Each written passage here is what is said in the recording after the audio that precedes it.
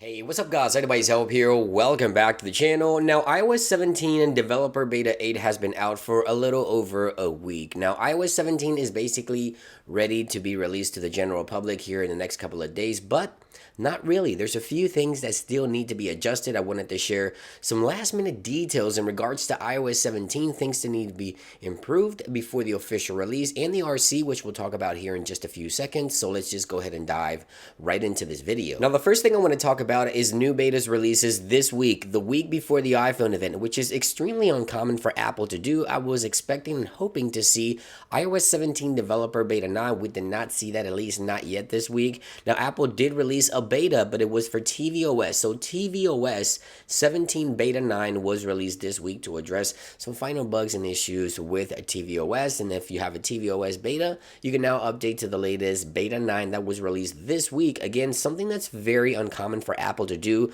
a week before the iPhone 15 event. We did not see any iOS, watchOS, or any additional betas aside from the tvOS update this week. Now, next week, of course, is Apple's event, and there's a few things I want to talk about because you guys always ask in regards to how's the software performing, how's the battery, how's everything else in between. And I've been testing an older device like the iPhone XR, as you can see right here, and I have to say the battery does get me through the day, but I don't use it as my daily device, and I see that the battery can still be improved on these devices. Although I don't use it every single day at all times, I can see that the battery still needs to be improved. Even just letting this iPhone sit on standby, by the end of the day the battery is a little lower. Now, on the newer iPhone, like the 14 Pro Max here, for example, this device actually gets me through the entire day. Although the battery can be slightly improved, it is obviously a little better than it is on an older iPhone like the iPhone XR. So that's something you may want to think about before you update to iOS 17. If you're thinking to update and you have an iPhone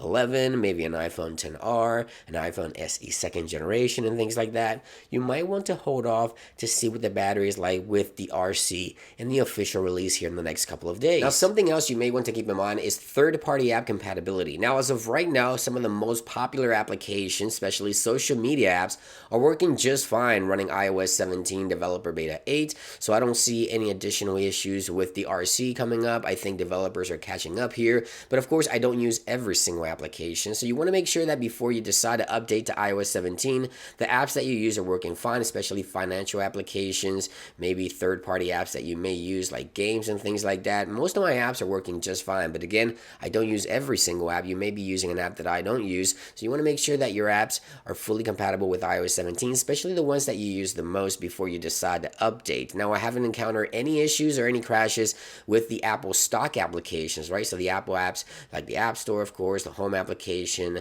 we also have FaceTime, we have, of course, the weather. So the stock applications are working just fine on iOS 17. I don't see any issues going forward with the RC coming up here in the next couple of days. One thing I am a little bit concerned about is name drop. Name drop has yet to be fully enabled on watchOS. The latest beta still does not enable name drop for the Apple Watch. Hopefully with the RC coming up here in the next couple of days, we'll see the name drop feature enabled with watchOS and iOS altogether. Now, the next RC, the next beta, if you will, RC, the final release candidate, will most likely be available on September the 12th as per usual, right after the iPhone event. So of course, Apple's event is on September the 12th, and right after the event, we get the RC for everything: iOS, iPadOS, tvOS, and except macOS. I take that back. We don't get the RC for macOS. macOS usually happens later down the road, maybe in October, with maybe new Macs coming later down the road. We'll have to wait and see for that. But yeah, the RC for iOS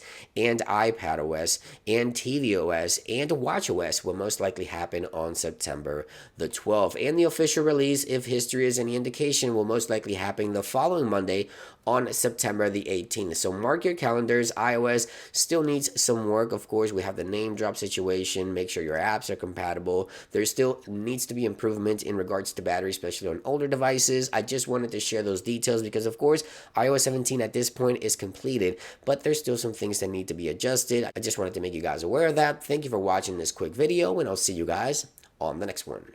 Peace.